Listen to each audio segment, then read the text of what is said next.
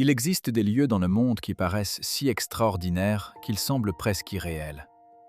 Certains ont été sculptés par la nature pendant des millions d'années, tandis que d'autres témoignent de ce que l'humanité peut accomplir lorsqu'elle apprend à collaborer avec le paysage au lieu de lutter contre lui.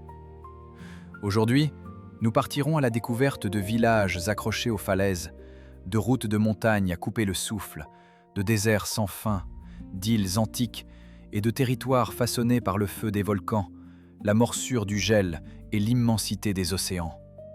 Des endroits qui vous pousseront à remettre en question ce qui est réellement possible. Ces villages suspendus aux parois rocheuses semblent défiés par la gravité, leurs maisons accrochées comme des gouttes de peinture sur une toile céleste.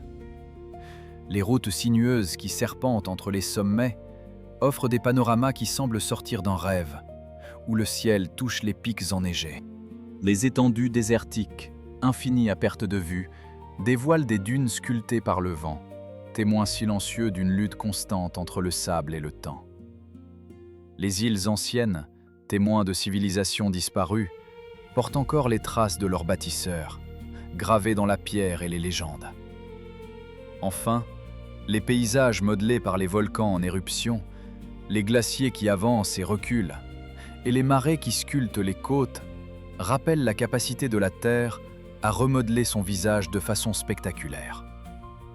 Mais la plus grande surprise ne réside pas uniquement dans l'apparence de ces sites.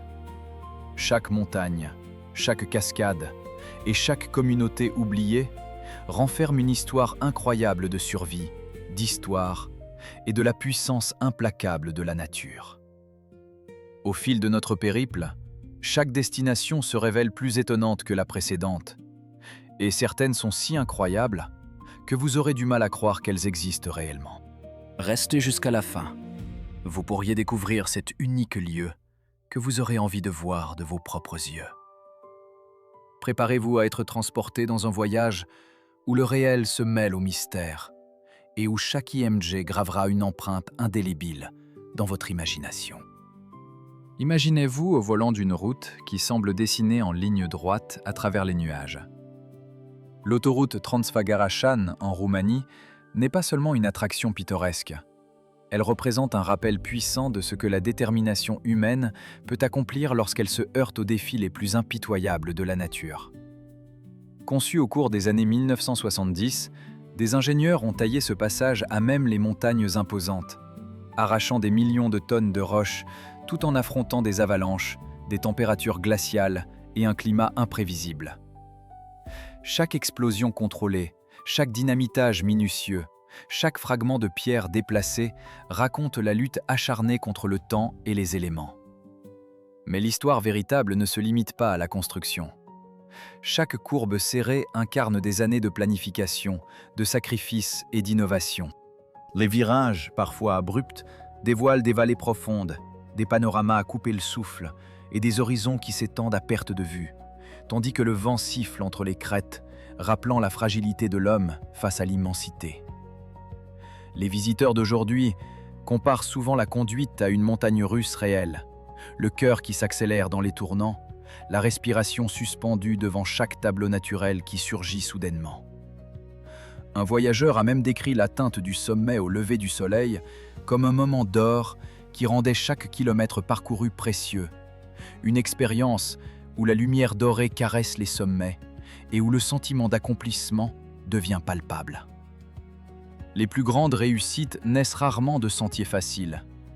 Grâce à la vision, à la persévérance et au respect de la nature, des obstacles qui paraissent impossibles peuvent se transformer en monuments inoubliables, gravés à jamais dans la mémoire de ceux qui osent les franchir. Ilhante d'Akdamar, lové au cœur des eaux scintillantes du lac Van, dans l'est de la Turquie, ne se résume pas à une simple destination pittoresque. Issue d'une activité volcanique ancienne, cette petite île a silencieusement observé, pendant plus d'1 millier d'années, l'ascension et la chute de multiples civilisations. Au centre de ce paysage se dresse l'église du Saint-Croix, remarquable chef-d'œuvre de l'architecture arménienne médiévale, dont les sculptures en pierre finement ciselées racontent les histoires des rois, les légendes, la foi et le quotidien des habitants. Mais la véritable magie de l'île réside dans l'harmonie subtile qui unit la nature sauvage et la créativité humaine. Entourée d'eau cristalline et encadrée par un décor montagneux dramatique, elle nous rappelle que même les lieux les plus modestes sont capables de protéger des trésors culturels extraordinaires. Ainsi, bien que les empires puissent s'évanouir, l'art, l'histoire et la volonté de les préserver continuent d'inspirer les générations bien après le départ de leurs créateurs. Les eaux du lac Van, d'un bleu profond et parfois teintées d'un vert émeraude, reflètent les rayons du soleil, créant une atmosphère presque irréelle autour de l'île. La formation volcanique qui a donné naissance à Akdamar a laissé un socle de roches noires et robustes, offrant une base solide aux constructions qui s'y sont érigées au fil des siècles. Chaque détail des reliefs sculptés sur la façade de l'église du Saint-Croix révèle une symbolique riche, mêlant motifs bibliques à des références locales, témoignant ainsi du dialogue entre spiritualité et culture autochtone. La quiétude qui enveloppe l'île contraste avec les tumultes historiques qui l'ont traversée, faisant d'Akdamar un témoin silencieux mais puissant du passage du temps. Le silence qui règne sur Akdamar invite le visiteur à écouter les murmures du passé, chaque pierre semblant raconter un fragment d'histoire oubliée. En traversant le pont de bois qui mène à l'île, on ressent une transition entre le monde contemporain et le royaume ancien, comme si le temps lui-même s'épaississait autour des piliers de l'église. Cette expérience immersive renforce la conviction que la préservation des monuments n'est pas seulement un devoir académique, mais un acte de respect envers les âmes qui ont façonné ces lieux. Pourquoi le site de Pumapunku continue-t-il à dérouter les chercheurs modernes? Niché à une altitude impressionnante sur l'altiplano bolivien, cet ensemble archéologique revêt une importance capitale non pas uniquement à cause du mystère qui l'entoure, mais surtout grâce à la précision remarquable de son ingénierie lithique. Une grande partie des blocs a été façonnée en angles aigus, en rainures et en formes emboîtées, témoignant d'une maîtrise avancée de la planification, du mesurage et des techniques de construction de la part des bâtisseurs andins, bien avant l'avènement des outils modernes. Le site s'étale sur plusieurs hectares, chaque plateforme étant alignée avec une précision qui suggère une intention rituelle ou astronomique, bien qu'aucune preuve définitive n'appuie cette hypothèse. Le point central n'est pas de céder aux explications fantastiques, mais de se concentrer sur des interrogations concrètes. Quels instruments ont servi à tailler ces pierres? De quelle manière la main-d'œuvre a-t-elle été organisée? Et pourquoi les blocs ont-ils été conçus pour s'ajuster avec une telle exactitude? Les chercheurs examinent les marques de coupe présentes sur les surfaces, indiquant l'usage d'outils en pierre et d'abrasifs naturels, ce qui suggère un savoir technique sophistiqué. L'étude des vestiges indique que la société andine possédait une organisation sociale capable de mobiliser une main-d'œuvre importante pour réaliser de tels projets monumentaux, envisageant l'utilisation de rampes, de rouleaux ou de systèmes de levage rudimentaires pour le transport des blocs très lourds. L'arrangement géométrique des éléments révèle également une connaissance approfondie des principes de stabilité et de répartition des charges. Pumapunku nous rappelle que les civilisations anciennes n'étaient en aucun cas primitives. Elles ont résolu des problèmes d'ingénierie véritablement complexes en s'appuyant sur les ressources et les connaissances dont elles disposaient, laissant derrière elles une œuvre de pierre qui met encore à l'épreuve la compréhension contemporaine. Boseang est la preuve que les lieux tranquilles peuvent renfermer une puissance incroyable. Dans le sud de la Corée du Sud, d'interminables collines couvertes de thé vert s'élèvent comme des vagues de vie, façonnées par une terre ancienne, des mains patientes et des générations d'une culture méticuleuse. Chaque rangée courbée représente bien plus qu'un simple champ. Elle incarne une discipline rendue visible à travers le paysage. Au petit matin, lorsque la brume enveloppe le terrain, les agriculteurs poursuivent un rythme transmis de père en fils. Un rythme qui rappelle que le succès se manifeste rarement de façon bruyante ou soudaine. Il se développe lentement, rangée après rangée, saison après saison, année après année. Les collines de thé s'étendent à perte de vue. Chaque feuille reflète une teinte d'émeraude qui capte la lumière du soleil levant. Les agriculteurs, véritables gardiens d'une tradition séculaire, observent chaque pousse avec une attention presque sacrée, ajustant l'irrigation et le tressage selon les caprices du climat. Cette attention patiente transforme chaque saison en une œuvre collective, où la moindre variation du sol peut influencer l'ensemble du panorama.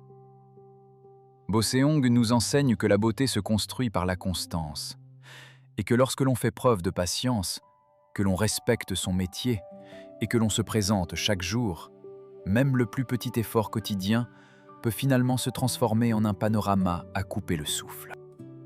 Vøringsfossen représente le spectacle le plus impressionnant que la Norvège peut offrir, avec une chute d'une hauteur de 183 mètres qui semble défier la gravité.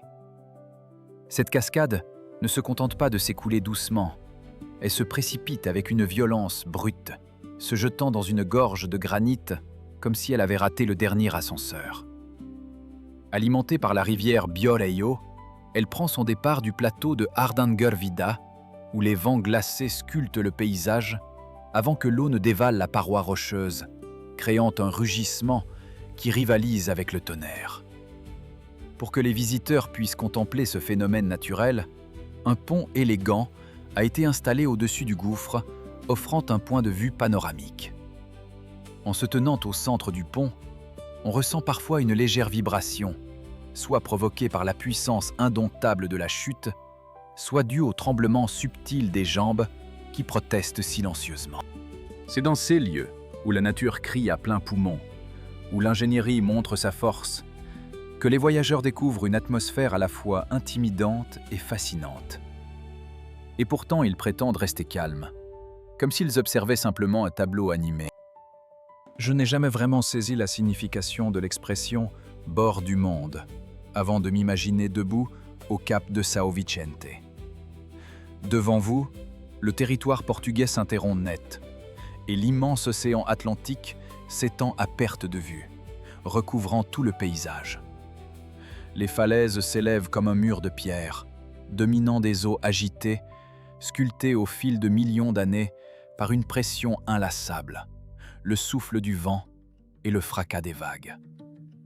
Ce lieu n'est pas simplement un point de vue panoramique. C'est un avertissement gravé par la nature elle-même. Les tempêtes qui s'abattent ici projettent des vagues gigantesques contre les rochers, tandis que des vents puissants font paraître le phare comme la dernière voie fragile de l'humanité face au chaos environnant. Le phare, construit au Xe siècle, veille depuis des siècles, guidant les navires à travers les courants prêtres et les brumes épaisses. Son éclat périodique traverse les nuits noires comme un fil d'espoir, rappelant au capitaine que la terre ferme est proche, même si l'horizon semble infini. Pour les marins qui franchissent cette côte, ce faisceau lumineux représente bien plus qu'une simple illumination. Il incarne la survie même. Le cap de São Vicente nous rappelle que certaines régions sont d'une beauté saisissante, précisément parce qu'elles recèlent un danger latent, et qu'elles restent inoubliables du fait qu'elles nous font sentir minuscules. Les roches, d'un gris sombre, portent les marques de l'érosion, témoins silencieux des siècles d'assauts marins. Le contraste entre la solidité de la pierre et la furie de la mer crée une atmosphère presque surnaturelle, où le bruit des vagues se mêle au sifflement du vent, produisant une symphonie austère qui résonne dans l'âme de quiconque ose s'aventurer ici. Chaque fois que le soleil se couche, le ciel se teinte d'ombre pourpre, et les silhouettes des falaises se découpent contre l'horizon, rappelant la fragilité de l'existence humaine face à l'immensité océane. Ce spectacle, à la fois terrifiant et majestueux, ancre en nous une prise de conscience profonde.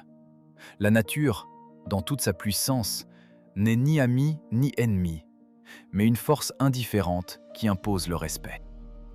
Schafberg n'est pas simplement une montagne en Autriche.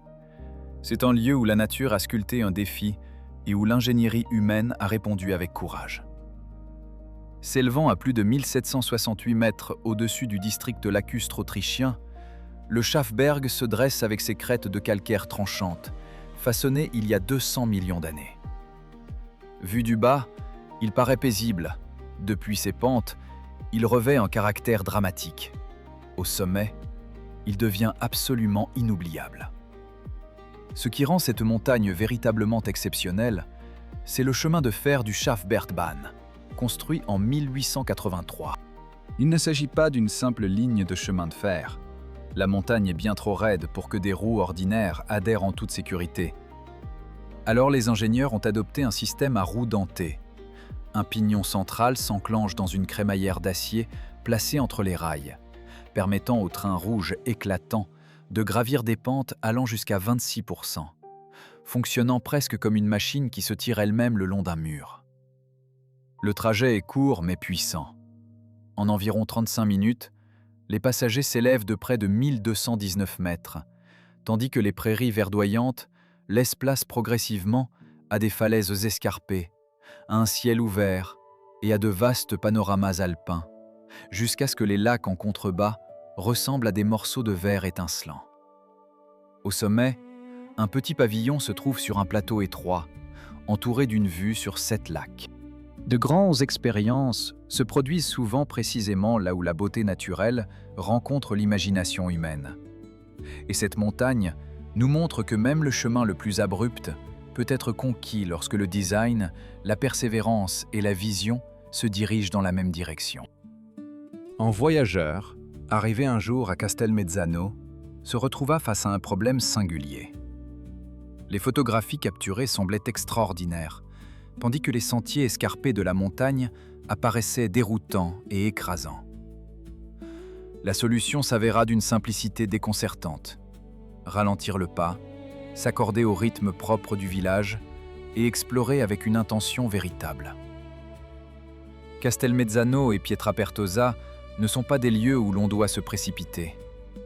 Enfouis dans des pics de grès tranchants du sud de l'Italie, ces deux villages jumeaux offrent à ceux qui marchent avec soin, chaussés de bonnes bottes et animés d'une curiosité attentive, des récompenses inégalées.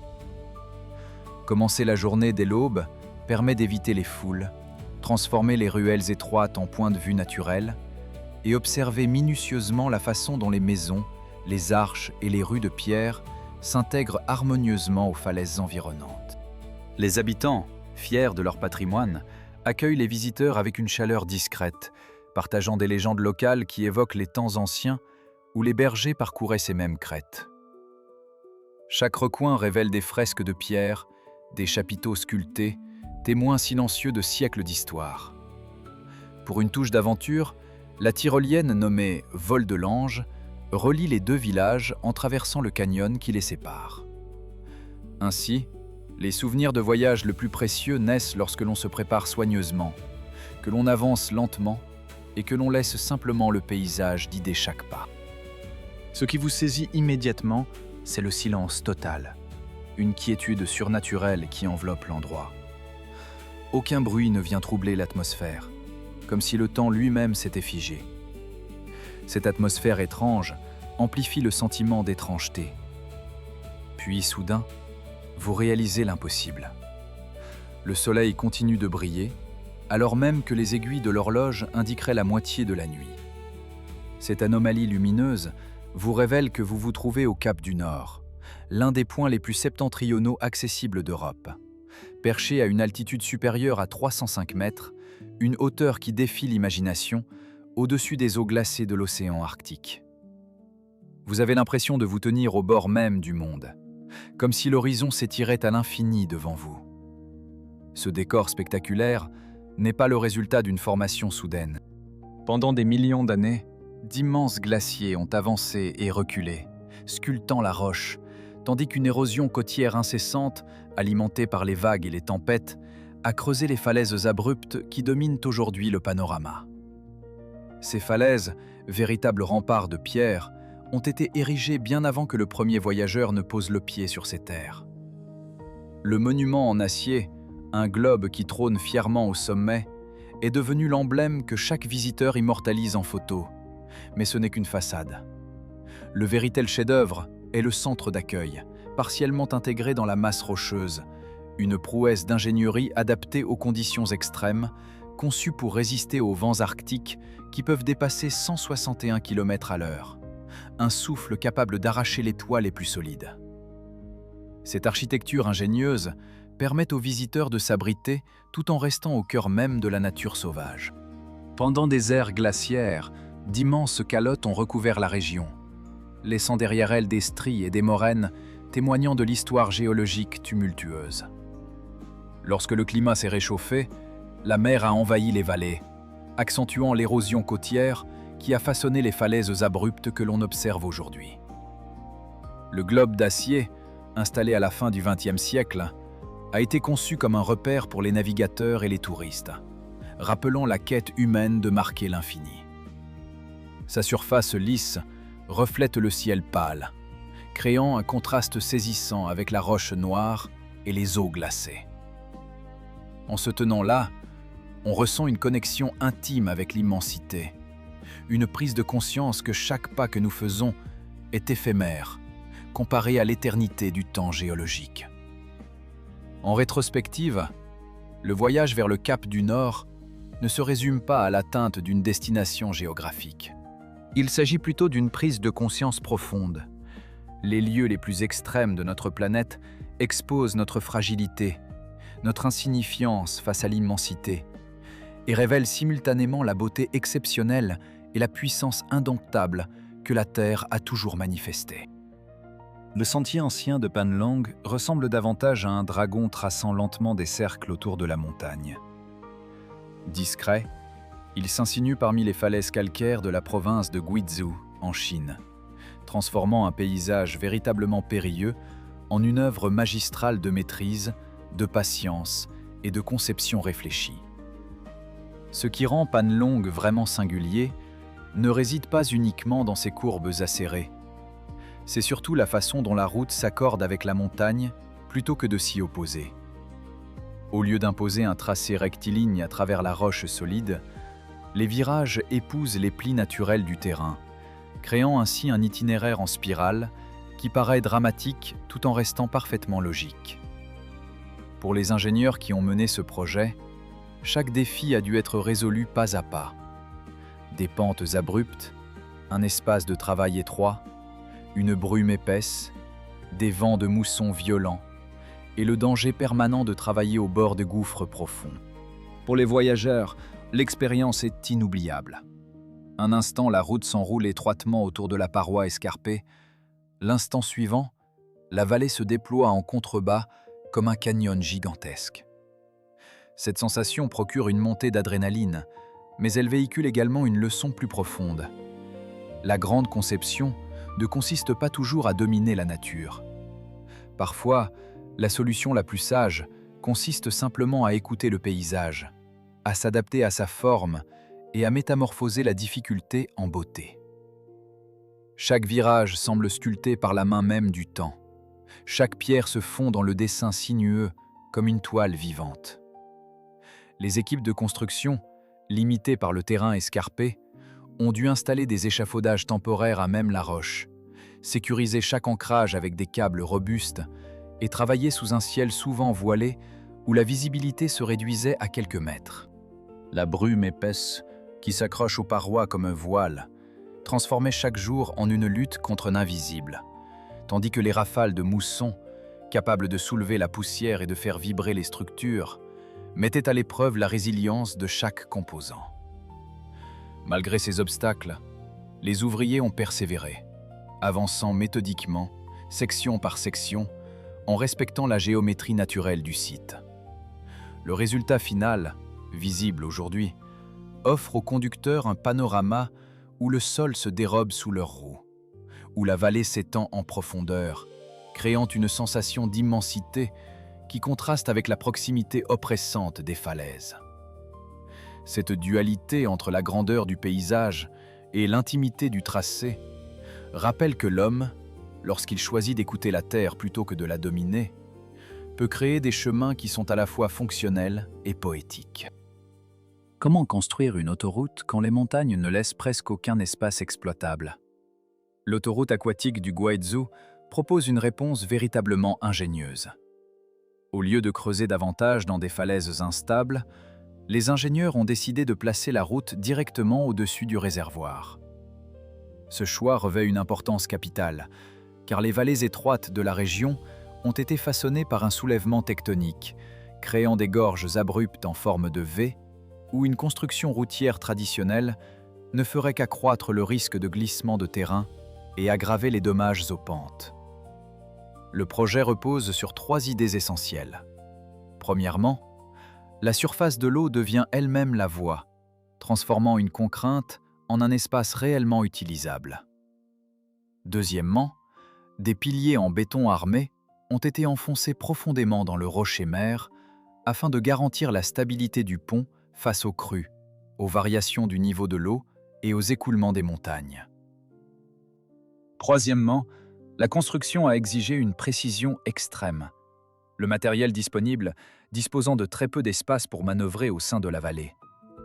Des machines spécialement conçues, telles que des grues à portée réduite, ont dû être positionnées avec une marge de manœuvre minimale, chaque déplacement étant calculé au millimètre près.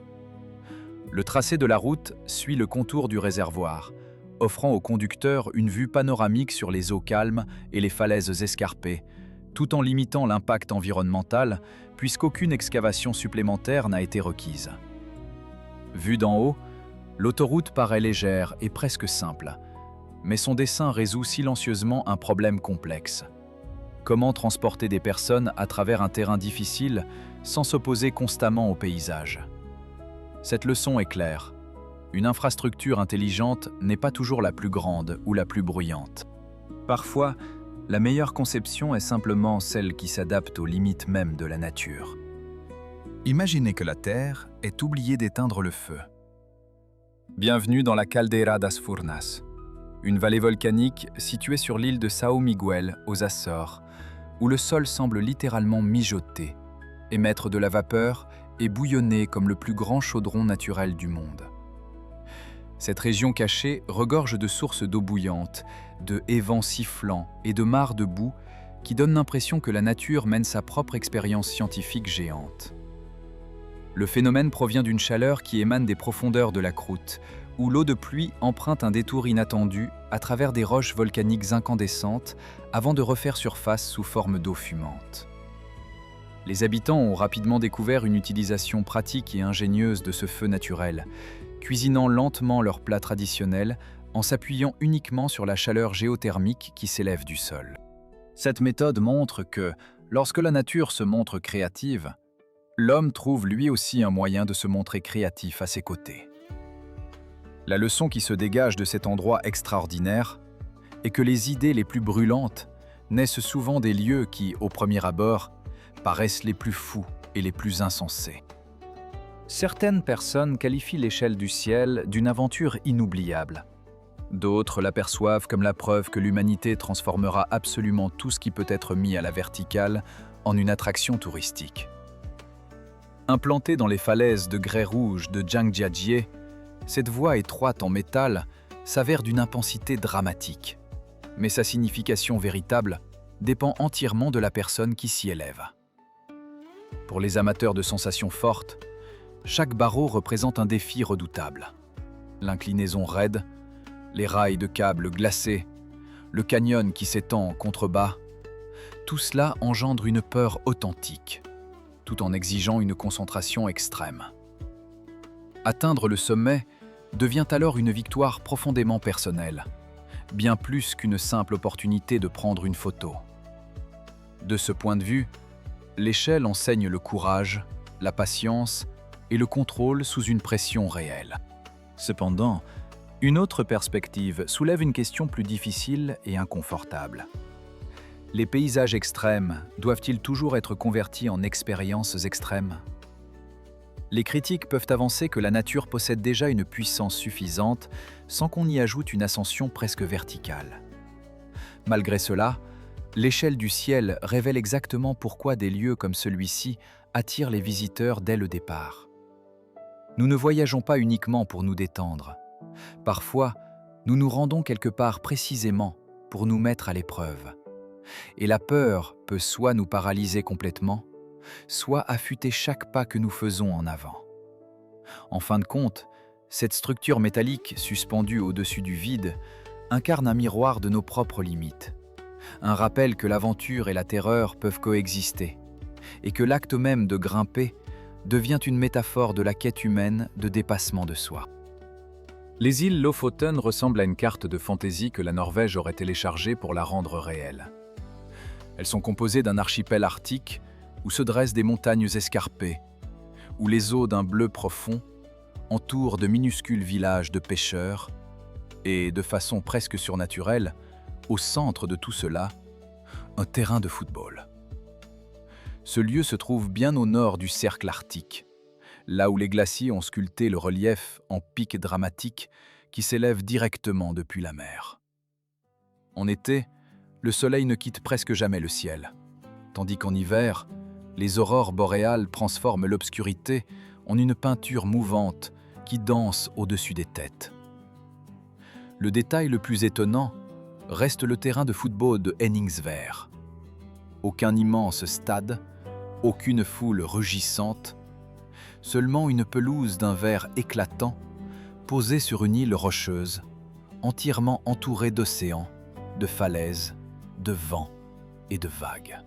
Vu du ciel, il paraît presque impossible, comme si l'on avait placé un champ de sport au bord même du monde pour affirmer un propos. Ce propos est puissant. Les Lofoten ne concernent pas seulement le décor, elles illustrent la capacité d'adaptation. Les habitants ont observé ce territoire arctique hostile et ont tout de même édifié des habitations, des communautés, des traditions, et même un espace dédié simplement au jeu. La créativité n'attend pas des conditions parfaites. Parfois, elle apparaît exactement là où la vie semble la plus difficile. L'autoroute Yaji de Chine ne se contente pas de traverser des montagnes. Elle défie tout ce que l'on croyait impossible. S'étendant sur plus de 209 km à travers le terrain accidenté du Sichuan, cette voie rapide coupe des vallées abruptes, des pentes instables et l'une des zones les plus sismiquement actives du pays. Au lieu d'imposer un tracé droit, les ingénieurs ont imaginé un réseau complexe de ponts, de tunnels et d'un remarquable échangeur en spirale à 7 niveaux, permettant aux véhicules de gravir les hauteurs en toute sécurité sans recourir à des pentes extrêmes. Mais l'histoire véritable dépasse le béton et l'acier. Des milliers d'ouvriers ont consacré plusieurs années à renforcer les falaises, à maîtriser les risques d'éboulement et à créer des systèmes de drainage capables de supporter de fortes pluies ainsi que le sol en perpétuel mouvement.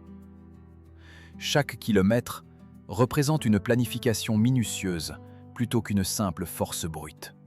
Aujourd'hui, ce qui était autrefois un périple dangereux, s'étalant sur plusieurs jours, peut être accompli en quelques heures seulement. L'autoroute Yaji nous rappelle que les plus grandes réalisations d'ingénierie ne consistent pas à vaincre la nature, mais à en comprendre les limites et à concevoir avec discernement à l'intérieur de ses frontières. Lorsque l'innovation, la persévérance et le respect du paysage s'unissent, même les montagnes les plus intimidantes se transforment en voies qui relient les peuples, stimulent les économies et ouvrent de nouvelles opportunités. Ainsi, l'empreinte de l'autoroute Yaji s'étend bien au-delà du simple axe routier, incarnant une symbiose entre technologie et respect du milieu naturel, et offrant une passerelle vers un avenir où mobilité et durabilité coexistent harmonieusement. Un visiteur est arrivé un jour à Polignano a Mare avec un problème. Chaque point de vue semblait parfait, mais la ville elle-même donnait l'impression d'être trop facile à traverser à toute vitesse. La solution résidait simplement à explorer lentement et laisser les falaises guider naturellement le chemin. Cette petite ville italienne au bord de la mer s'élève sur des parois calcaires dominant l'Adriatique, où les vagues ont sculpté pendant des siècles des grottes, des terrasses et des arêtes spectaculaires. Les falaises abruptes offrent des panoramas qui changent au rythme des marées, révélant des crevasses cachées. Pour profiter au mieux de la visite, Il est conseillé d'y venir à l'heure dorée, de porter des chaussures confortables et de suivre les ruelles étroites qui mènent vers la mer. Le parfum salin de l'air marine ajoute une dimension sensorielle à l'expérience. Observez attentivement comment les maisons blanches sont construites directement contre la roche, montrant ainsi comment les habitants se sont adaptés à une côte véritablement difficile. Les habitants, depuis des siècles, ont sculpté leurs habitations dans la roche, créant un labyrinthe de ruelles sinueuses où chaque tournant révèle une nouvelle perspective sur la mer scintillante. Le bruit constant des vagues qui se brisent contre les falaises rappelle la puissance du temps qui façonne ce paysage. En marchant le long du littoral, on peut entendre le cri lointain des mouettes et sentir l'écume salée sur la peau, renforçant le sentiment d'intimité avec la nature. Cette combinaison d'efforts physiques modérés et d'immersion sensorielle transforme une simple promenade en une véritable quête de beauté silencieuse. Il est recommandé de prendre le temps d'admirer les formations rocheuses uniques, comme les arches naturelles et les grottes qui s'ouvrent comme des portes vers l'inconnu. Chaque coucher de soleil peint le ciel de nuances pourpres et orangées, reflétées dans les eaux calmes de l'Adriatique, offrant un spectacle que l'on ne peut vraiment apprécier qu'en ralentissant le pas. Le charme de Polignano a Mare réside également dans son ambiance nocturne, où les lumières tamisées des cafés se reflètent sur les façades blanches, créant un tableau vivant qui invite les visiteurs à s'attarder plus longtemps. La ville, bien que petite, regorge de petits commerces où l'on peut déguster des spécialités locales, comme le poisson frais grillé, tout en profitant d'une vue imprenable sur le littoral. Polignano a Mare enseigne une leçon de voyage précieuse. Les plus belles vues ne sont jamais simplement découvertes, elles sont méritées, en prenant le temps de ralentir, d'observer les petits détails et de respecter le paysage qui vous entoure. L'eau a déjà submergé la chaussée. Une automobile poursuit sa route malgré tout, laissant derrière elle de légères ondulations au lieu des marques de pneus, et pendant un instant, on a l'impression qu'elle glisse à travers un lac. Ce n'est qu'ensuite que l'on découvre qu'il s'agit de la route d'eau de Yongwu, située dans l'est de la Chine. Un axe routier construit intentionnellement juste au-dessus d'un réservoir, plutôt qu'autour de celui-ci. L'explication du dénouement renvoie à l'origine du projet. Il y a plusieurs décennies, les communautés montagneuses isolées de la région devaient entreprendre de longs trajets pénibles, le relief environnant n'offrant que peu d'itinéraires praticables. Au lieu de creuser davantage à travers les montagnes, les ingénieurs ont imaginé une autoroute en béton armé, solidement ancrée sous la surface de l'eau, capable de supporter les crues saisonnières qui s'écoulent sans endommager la structure. La chaussée repose sur une dalle renforcée, soutenue par des piliers en acier inoxydable, et chaque section a été étudiée pour résister à une pression hydrostatique importante, permettant à l'eau de monter et de redescendre chaque année sans compromettre l'intégrité du revêtement. Ce qui paraît d'emblée inhabituel se révèle être une solution méticuleusement calculée, née de la nécessité de relier des villages reculés sans devoir franchir des cols escarpés ou détourner les voies de circulation pendant les périodes de forte pluviométrie. Vue du ciel, la route semble presque magique, ces lignes lisses dessinant un sentier qui défie les conventions traditionnelles et se confond parfois avec la surface miroitante du réservoir. Le contraste entre le béton solide et les reflets changeants de l'eau crée une atmosphère à la fois sereine et intrigante, invitant le conducteur à une expérience qui dépasse la simple fonction de déplacement. La route d'eau de Yongwook nous rappelle que les innovations les plus remarquables sont souvent celles qui résolvent silencieusement des problèmes concrets, tout en engendrant une œuvre d'ingénierie véritablement inoubliable, capable de transformer un paysage ordinaire en un spectacle mémorable à chaque traversée. Alberobello ressemble à un village sorti tout droit de l'imagination, et pourtant son génie se révèle étonnamment pragmatique. Située dans le sud de l'Italie, cette petite cité est renommée pour plus de 1500 habitations en pierre calcaire, chacune coiffée d'un toit conique distinctif, assemblées sans aucune utilisation de mortier. À première vue, ces constructions paraissent charmantes et singulières. mais leur conception dissimule une intelligence véritablement astucieuse. Les habitants ont exploité le sol même comme unique système de construction. Les fines dalles de calcaire proviennent d'anciens fonds marins et ont été façonnées naturellement par le paysage rocheux de la région au cours de plusieurs millions d'années. Plutôt que d'importer des matériaux coûteux venus de loin, les résidents ont transformé ce qui était déjà à leur disposition en demeures solides et autoportantes.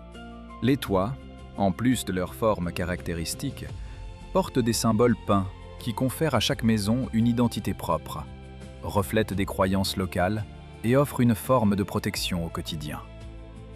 Cette architecture, à la fois fonctionnelle et esthétique, démontre que la beauté n'exige pas toujours le luxe.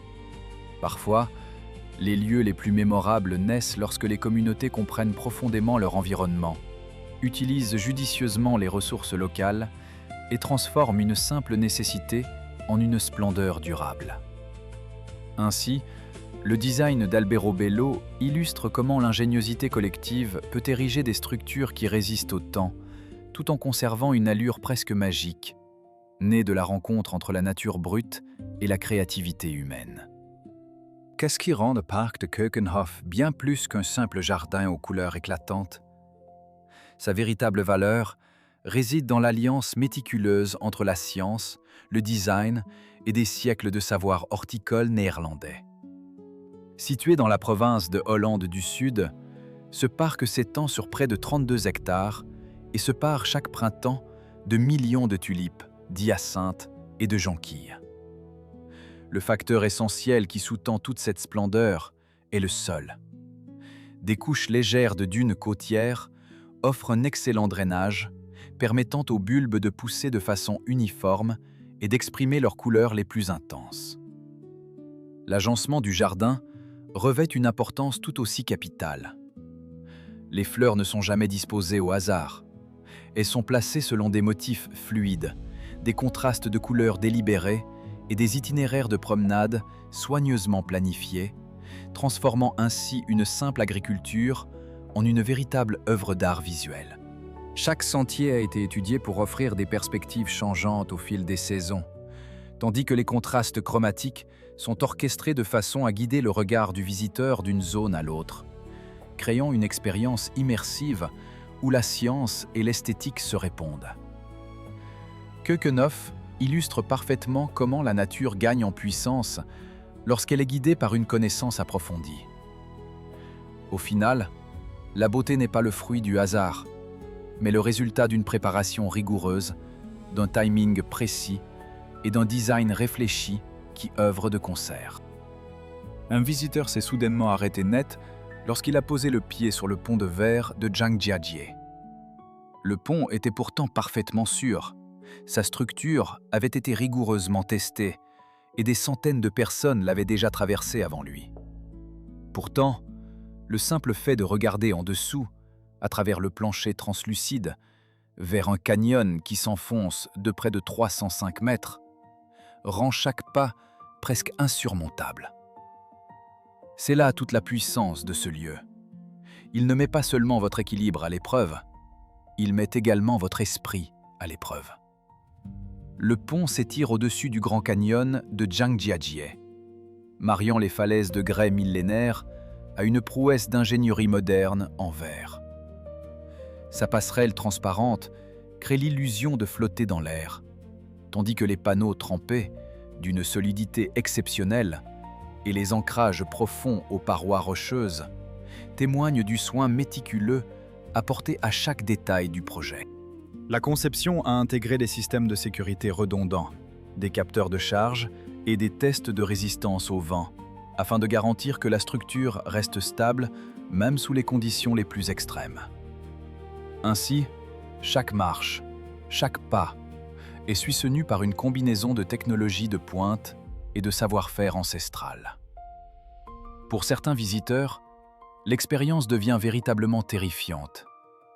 Le vide qui s'ouvre sous leurs pieds, la profondeur vertigineuse et le verre qui semble n'offrir aucune barrière physique amplifient le sentiment de danger. Pour d'autres, cependant, une fois qu'ils prennent conscience du réseau d'appui invisible qui les soutient, l'émotion se transforme en une étrange sérénité. La peur grandit lorsque l'on ne se concentre que sur ce qui pourrait mal tourner, tandis que la confiance naît lorsque l'on comprend le soutien qui se trouve sous nos pieds. Cette dualité entre crainte et assurance reflète une leçon plus large. Que l'on traverse un pont de verre ou que l'on affronte un moment difficile dans la vie, le courage n'est jamais réellement l'absence totale de peur. Il réside plutôt dans la capacité à faire confiance à sa préparation, à avancer avec prudence, à accepter le frisson qui accompagne chaque pas et à franchir le prochain pas malgré l'appréhension. Ainsi, le pont de verre de Zhang Jiajie devient non seulement un défi physique, mais aussi un miroir de notre propre capacité à surmonter les obstacles intérieurs, à regarder le vide avec assurance et à avancer, soutenu par la connaissance que, même lorsque tout semble fragile, une structure solide se cache sous la surface.